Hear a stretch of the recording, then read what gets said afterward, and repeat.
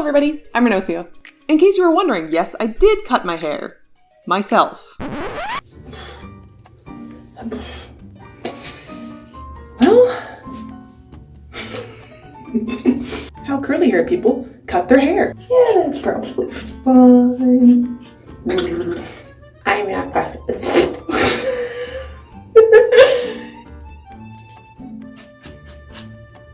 This is still very long. Let's just fix that. Oh, it's already so much lighter. Oh, wait. Yes. It's gonna be me. Harry B. I could cosplay pretty much every evil guy from any anime ever at this point. Just get like this one little like hage in the front. Like, no, I'm evil man. Shing. It's really like David Bowie. Excuse me, sir. Excuse me, sir. I say thee nay. Oh, that height though. It definitely looks like I've made a big mistake. You know what? I may have.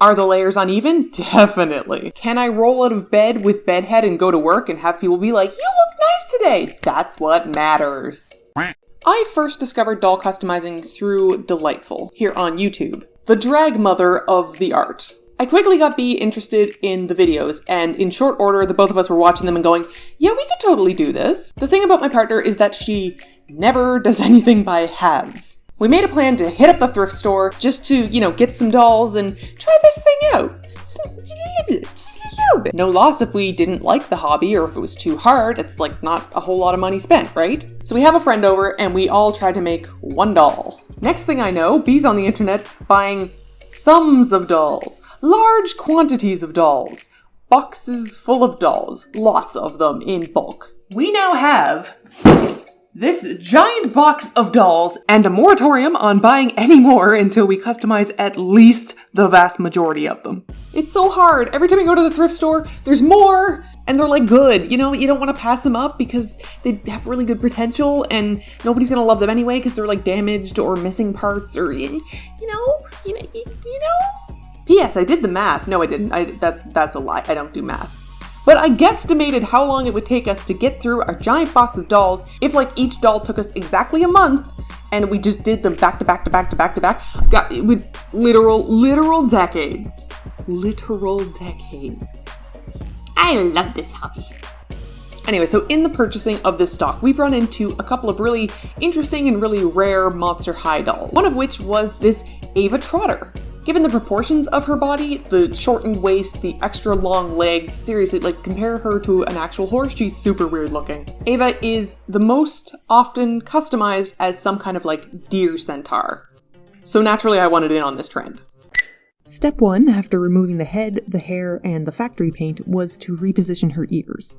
Although deer also have upright ears, they look cuter on an anthropomorphized human head when they're on the sides, or at least I think so. I made some wire armatures, cut holes in the PVC ears, and then epoxy glued them in place. It was actually rather hard to get them to stay on the wires, so the glue ended up filling in the gap between the head and the ears as well. After that, antlers! I fed a thick wire, in something like 16 gauge, through what had been the ear holes, separated the ends, and then pulled them back through. The bent wire keeps them from escaping, and I added a base of glue to hold them in place.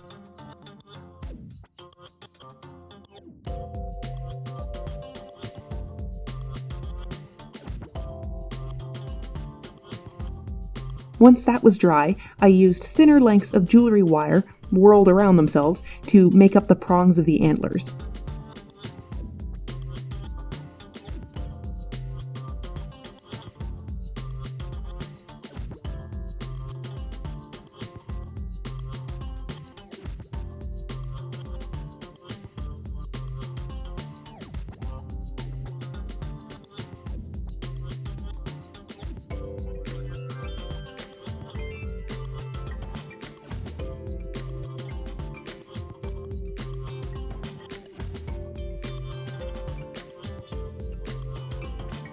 I used hot glue to affix them and build up the thickness of the antlers a little, and then it was on to the air dry clay. It took a couple of initially difficult passes to start building up the clay to a nice finish, not least because it kept sticking to my fingers. I used water to smooth and re-adhere the clay as I went.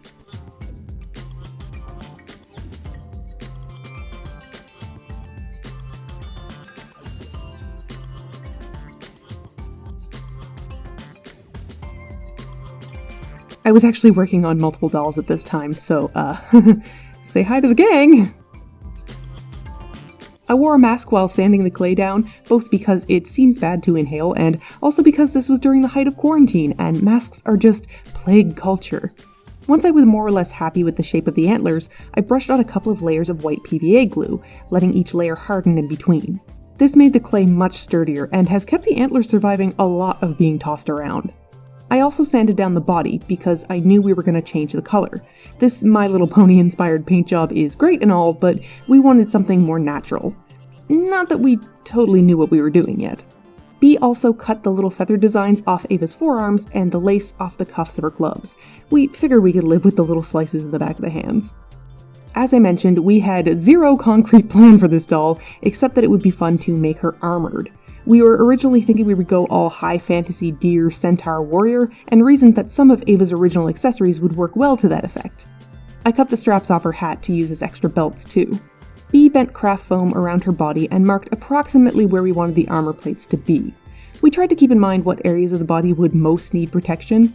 I have strong opinions about armor that doesn't cover vital areas or, like in the case of booby armor, is designed in a way that makes things more dangerous for the wearer. So we went with a flat chest and back plate for the torso, plates for the horseback and rump, and a pauldron for the aesthetic.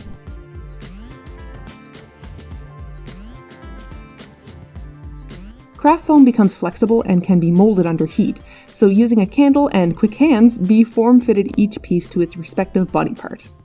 We then used hot glue to create raised edges on the armor.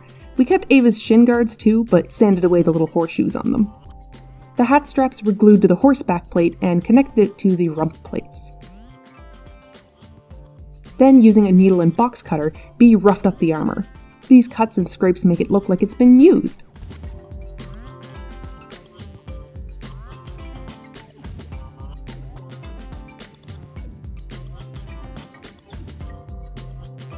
Once everything was sufficiently roughed up, B gave them a base coat of black paint, which made them all kind of uniform. So satisfying.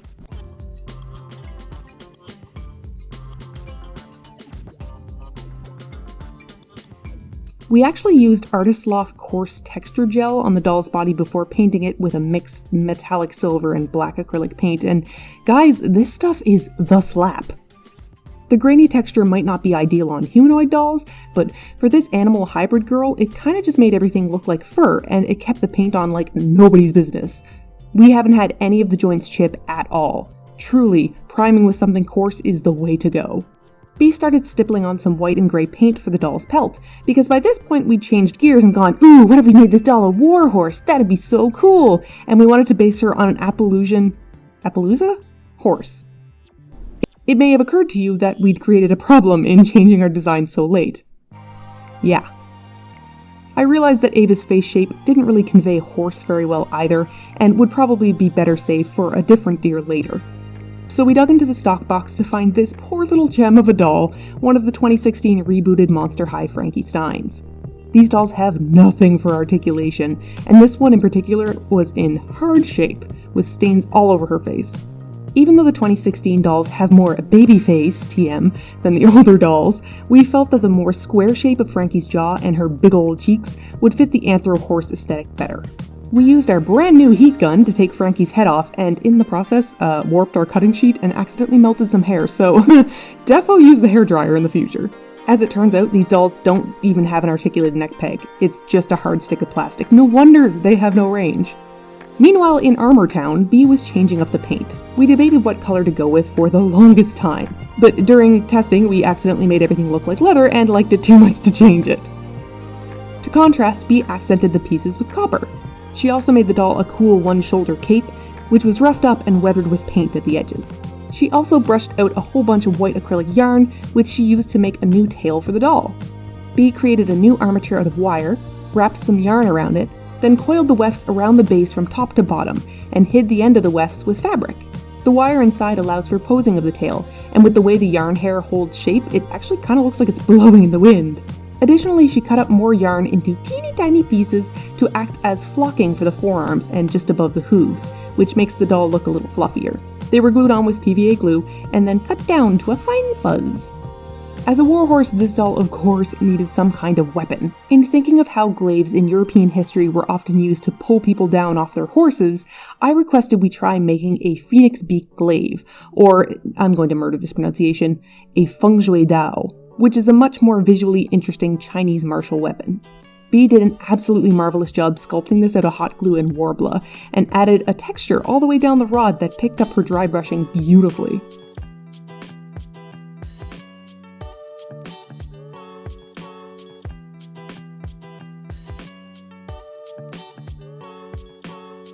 She even wrapped cord around the handle to make it more visually interesting.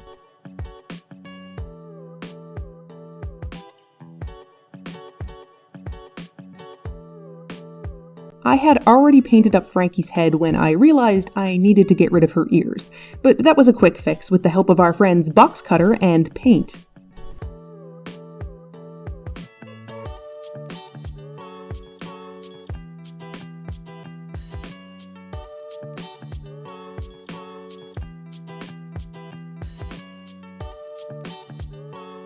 Then, naturally, I had to give her new, more horse-like ears.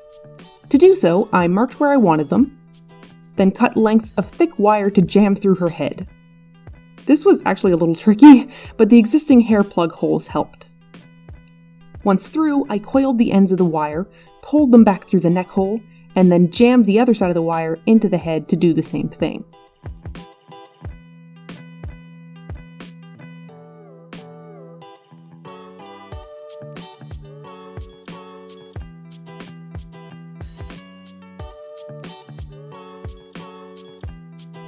Then I coiled those bunny ear shapes into one strand, folded it down on itself, and scrunched it all up into one prong.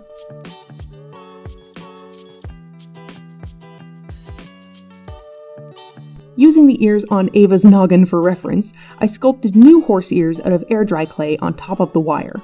This took a lot of trial and error, and eventually some reference of real horses as well. But eventually I was happy with them.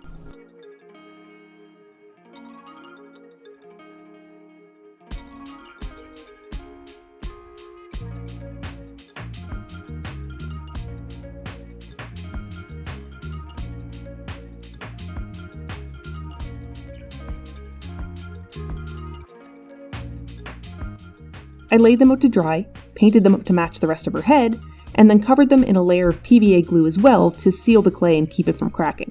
White glue on air dry clay seems to work kind of like paper mache, and it strengthens it a lot. My first few attempts at a face-up were rough, to say the least. Initially, I blocked out the eyes and mouth with white paint and sprayed the head with MSC, and then tried to use watercolor pencils on top of it. It can be kind of tricky drawing over a painted base though, and this one had extra texture to it. So I switched to using gouache, and, well, I had no idea what I was doing.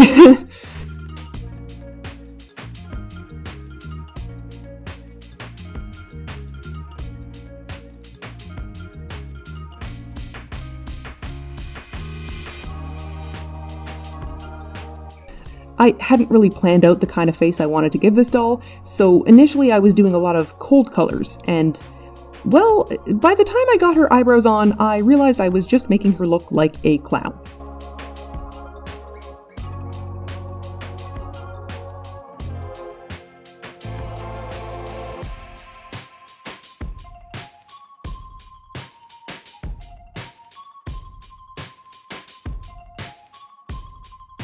I decided the best way to start clawing back the terrible face-up was to black out all the extra space and then try to color change and tidy things up.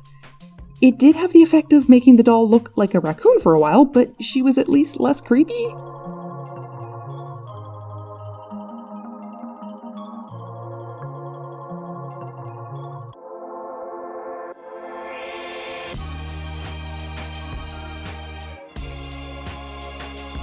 I switched her eyebrow color to white to match her hair, and was just starting to feel comfortable with the direction the face-up was taking when I realized the skin tone on her face had way too much white in it, and it didn't match the more muffled gray of the body.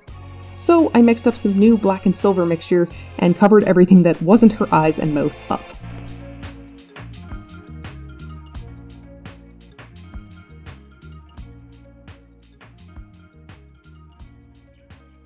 As I was adding to her eyebrows, my paintbrush slipped upward, and rather than fixing the oopsie, I decided to make the bug a feature. The doll gained several cool scars, one of which I sliced right up through her eye. I decided against blinding that eye, though, because I thought it'd be kind of awesome if she had just, narrowly dodged a strike with lightning-fast reflexes. That was kind of the character we were going for by this point, someone who'd been through a lot, and who was also hardened and experienced from a lot of near misses.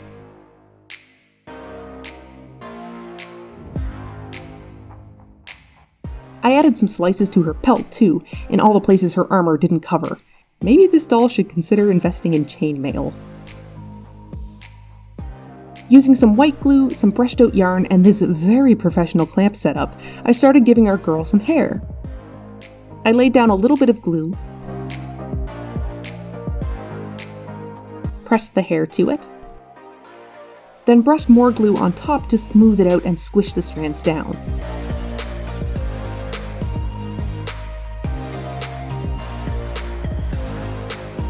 The yarn hadn't actually been made into wefts, so I found gluing them to her head a little tricky, because if too much glue seeped through the strands, then it'd all start sticking to my fingers, or the paintbrush, or itself.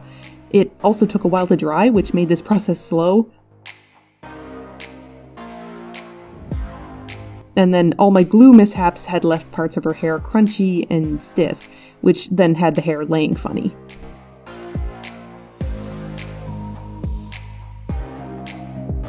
I did my best to pull it together, but eventually had to cede to the intelligence of my partner and switch to using hot glue, which is so much easier. Oh my god, it's so much easier. The moral here is to trust your wife. Once I'd gotten all the hair attached and had wrangled all of the wefts mostly into the shape I wanted them, I used a butter knife that I'd heated up with a hair iron to press things down. Be super careful with this. I did, in fact, reheat some of the glue and melt some of the yarn because I'd let the knife grow too hot. I then wrapped her hair into a whirly bun using some embroidery floss and a lot of patience. I went with an updo because we felt like a warrior wouldn't have her hair flowing loose in the wind where it would get in the way, but we also wanted it to be long in a nod to the horse breed we were basing her on. Once I had the hair where I wanted it, and it mostly held itself, yarn hair is the best, I wound lengths of copper wire around the bun to hold it. This was both decorative and a way to keep everything in place, and it was inspired by ancient Grecian women and how they would literally sew their hair in place. Then, after a couple of tweaks, she was done.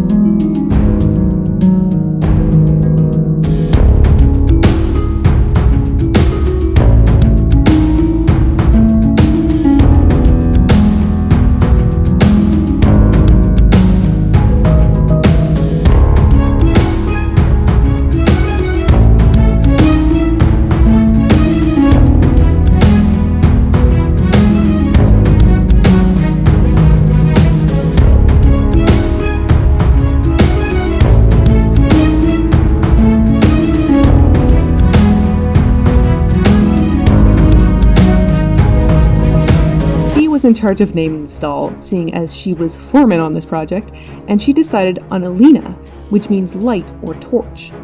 I found this particularly amusing because she's such a dark palette doll, but maybe in her story she's a long-awaited hero, a light on the battlefield. Feel free to share your own interpretations in the comments.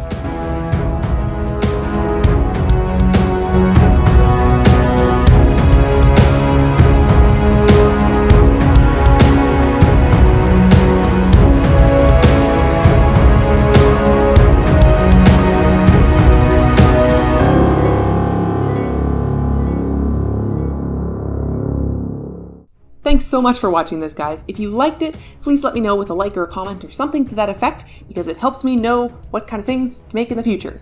And clearly the doll videos, people like those, and we are making more dolls. But just a general. I like hearing your thoughts. And if you'd like to hang out and see more of this kind of stuff in the future, feel free to stop a script. And I will see you in the next video. Okay, bye! Anyway, in the purchasing of all this stock, we've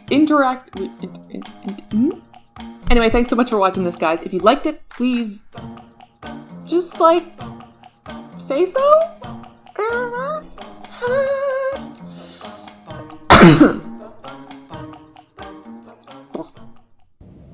Would have been smart if I did this first, but I didn't.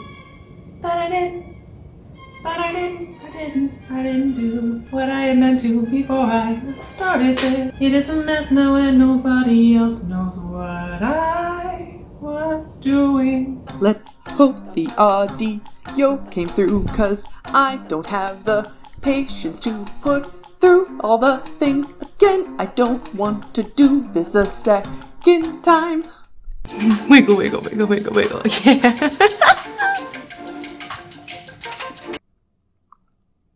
Anyway, that's all I got.